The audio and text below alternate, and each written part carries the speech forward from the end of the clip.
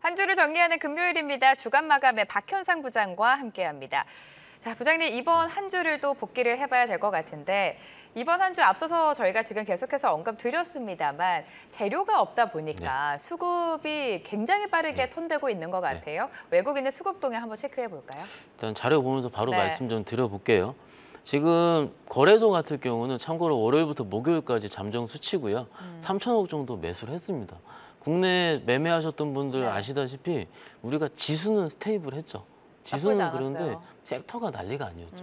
그런데 그러함에도 불구하고 외국인들은 매수를 했다. 기관도 소폭 매수를 했고요. 우리 개인 투자자분들만 지난주 매수분을 아마 소폭 매도를 한 것 같습니다. 그래서 결론적으로 거래소는 부담이 없었는데 코스닥을 좀 보면서 말씀드리자면 코스닥은요 난리가 났습니다. 외국인들이 4천억 이상 매도를 했고요. 기관 투자 같은 경우 1,000억 이상 매도를 했고요. 우리 개인 투자자분들만 5천억 이상을 매수를 했습니다. 지난주와 약간 다른 양상인데 지난주 같은 경우는 우리 개인 투자자분들이 어떻게 했습니까? 코스닥을 좀 매도를 한 거죠.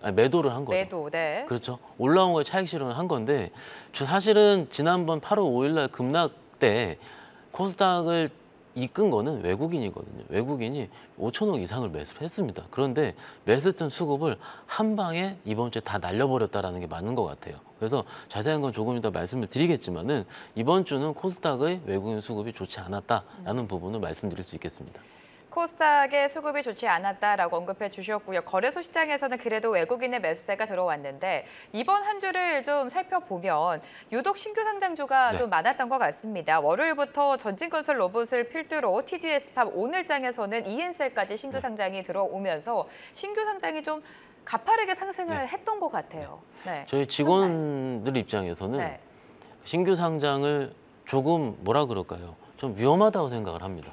왜냐하면은 처음 상장할 때 변동성이 너무 크기 때문에 저희 소위 변동성 플레이가 그게 먹히는 구간이고 먹히지 않는 구간이 있거든요. 그런데 시장이 어려울 때마다 가끔씩은 신규 상장들이 움직이긴 하는데 사실은 이틀 전에 상장했었던 TDS판 같은 경우가 따상상을 한 거죠. 그러니까 3배가 난 겁니다. 공모가 14,000원짜리가 52,000원까지 갔었던 거고 그러니까 어제 시장, 목요일 시장에서 우리가 할 게 별로 없었어요. 그렇죠. 할 게 없었으니까 어땠습니까? 이것으로 많이 쏠렸는데 기억하시나요? 어제 M83이라는 신규 상장주의 거래 대금이 얼마인지 아세요? 얼마였어요? M83? 예, 2조 4천억 나왔어요. 참고로 삼성전자가 6천억인가 7천억 나왔습니다. 그러면은 다 몰린 거죠. 삼성전자 거래 대금의 3배 이상이 몰린 거예요. 가끔 에코프로 거래 대금을 넘기긴 합니다. 코스닥 시장 안에서. 그런데 삼성전자 거래 대금을 넘겼다? 그러면은 그냥 웬만한 투자자분들이 신규 상장 보고서 단타만 치고 있다는 얘기예요. 물론 이런 시장 환경 자체가 조성된 것이 저도 안타깝긴 합니다. 얼만큼 할 게 없었으면 저도 어제 매매를 해보니까는 정말 할 거 없더라고요. 아침에 보니까 좀 매매를 해볼만 하다가 딱 쳐다 보니까 다 이쪽으로 신경 몰리는 겁니다. 그만큼 거래 대금이 쏠리는 쪽으로 더 강하게 쏠리는 이런 단기 매매 추세 성향이 강화되고 있는 중이고요. 이것이 좋다 나쁘다를 얘기하는 것보다는 이런 현상이 바뀌려면 어떻게 했습니까? 시장 질이 바뀌어야 되고 시장 퀄리티가 좋아져야 됩니다. 그런데 시장 퀄리티가 좋아지는 거를 다음 주 월요일부터 박 부장이 좋아진다고 했습니다 하면 좋아집니까? 그게 아니고요.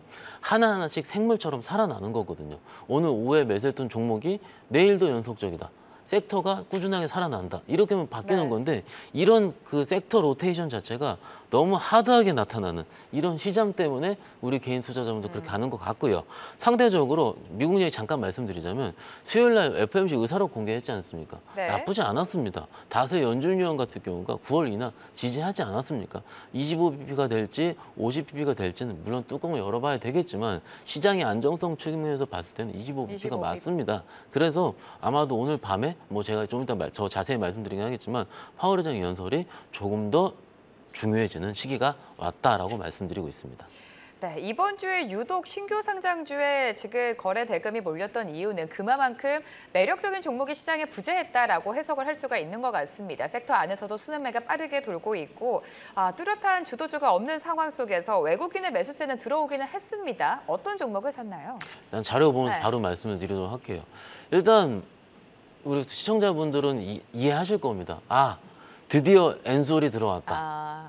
그죠? 외국인 매수 상위에. 예, 네. 목요일까지 수급 잠정으로 보면 드디어 LG 에너지 솔루션이 800억 정도 매수가 들어왔고요. 삼성바이오로직스 2주 연속 들어오고 있고요. 현대차, 포스코홀딩스, 셀트리온 479억까지 들어오고 있는 상황.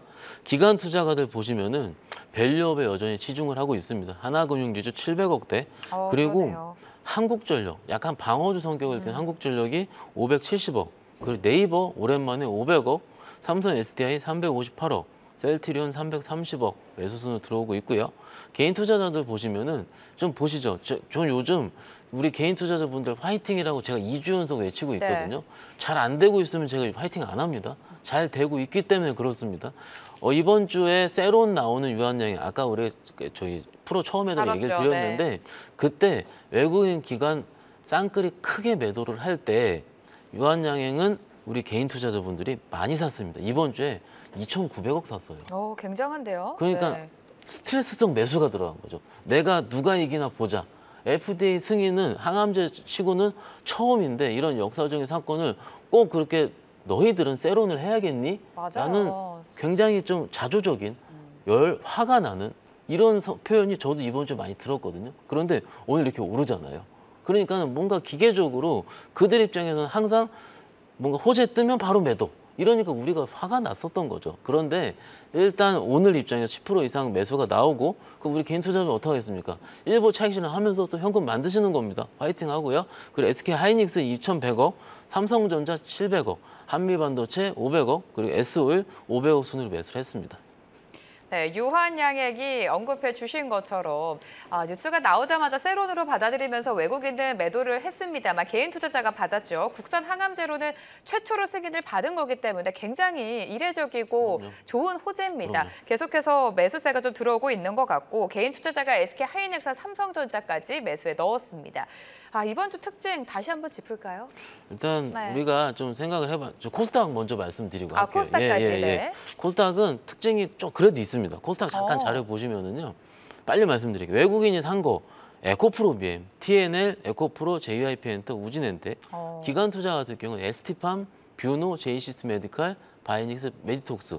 잠깐 말씀 짚은 거는 네. 기관 투자가가 들어오는 코스닥 종목이 조금 뭐라 그럴까요? 엣지가 있는 종목들이 많습니다. 무슨 얘기냐면 시장에서 회자가 되면서도 적당한 변동성도 나오면서 우리가 매매 플레이가 될 수 있는 이런 종목들. 이번 주 보시면 제이시스 메디칼 빼놓고는 다 좋았어요. 그렇기 때문에 우리가 코스닥 매매 그리고 조금 좀 한 매매 하신다. 스윙 매매 하시는 분들 입장에서는 기간 수급을 보자. 우리 개인 투자자분들 제가 안타깝게 말씀드렸지 않습니까? M83, HLB 이런 것들이요. 그러니까 신규 상장주를 첫날에 너무 빠르게 매매하는 이런 습관을 좀 버리자. 이렇게 말씀드릴 수 있습니다. 네, 이번 주에 대해서 간략하게 또 자세하게 짚어주신 것 같은데 결국에 중요한 건 다음 주의 이벤트입니다. 그렇기 그렇죠. 때문에 다음 주 이벤트로 바로 넘어가 보도록 할게요.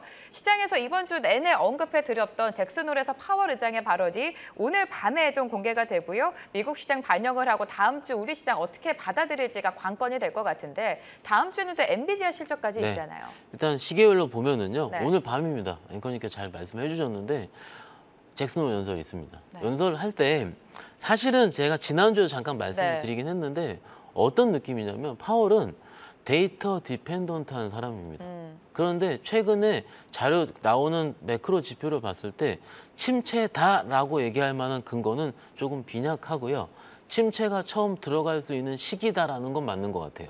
무슨 얘기냐면 기존에 우리가 어제 발표한 신규 수렵수당 청구 건수 같은 경우도 그 주간 단위로는 우리가 인라인하게 나오긴 했지만은 이게 지금 연속 실업수당 청구 건수는 조금씩은 늘어나고 있는 건 맞거든요. 네. 그러니까는 뭔가 우리가 침체다라고 명확하게 얘기할 수는 없는 환경이기 때문에 파월의 멘트 자체가 아마도 제 생각에는 일단 너무나 도비시하지도 않고 호키시시하지도 않은 그냥 어느 정도의 플랫한 멘트가 나올 가능성이 큽니다. 시장 예상 가능한. 네. 왜냐면은 사실은 우리가 알고 있는 잭슨홀 미팅 자체는 연준 위원들이 일종의 컨퍼런스거든요.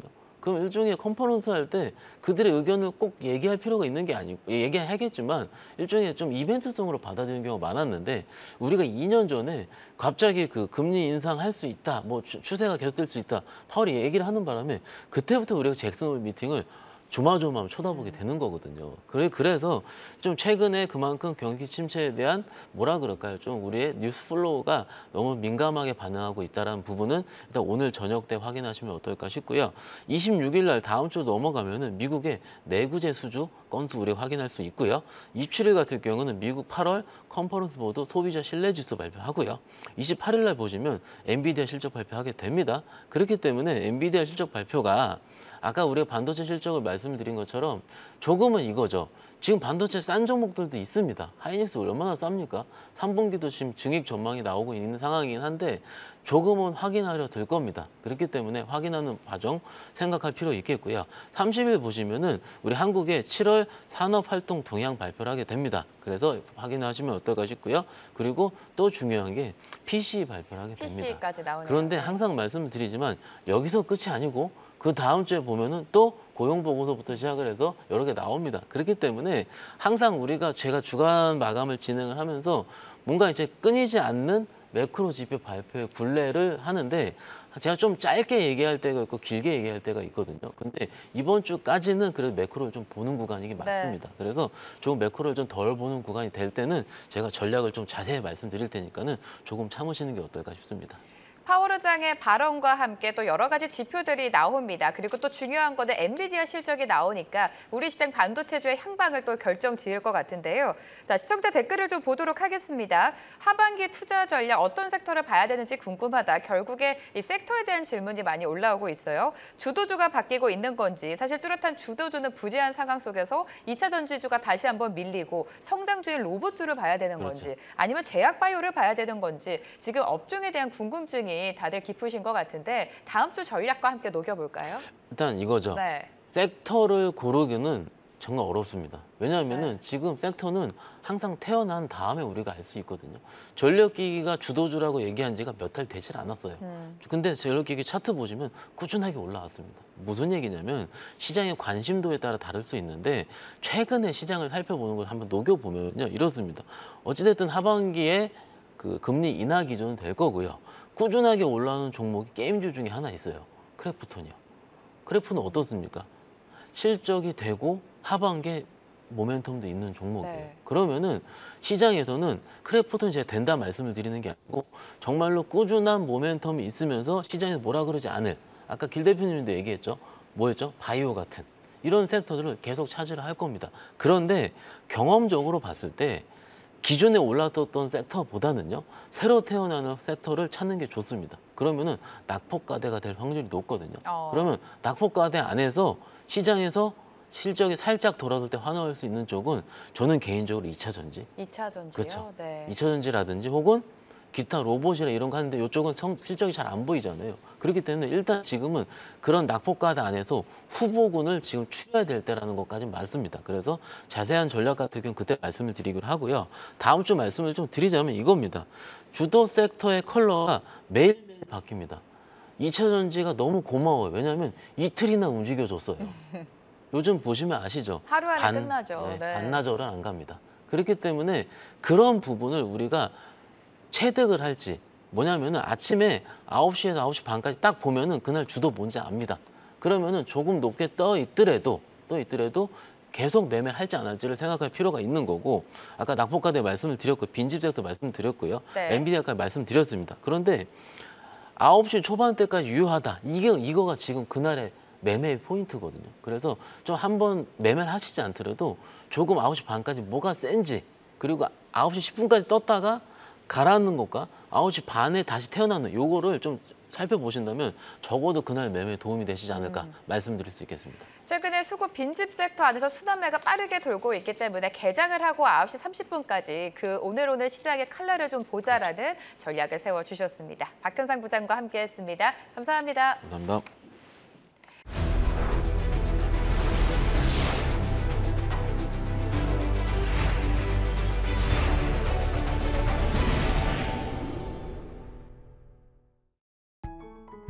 계속해서 다양한 경제 이슈를 알고 싶다면 구독과 좋아요, 알림 설정 부탁드립니다.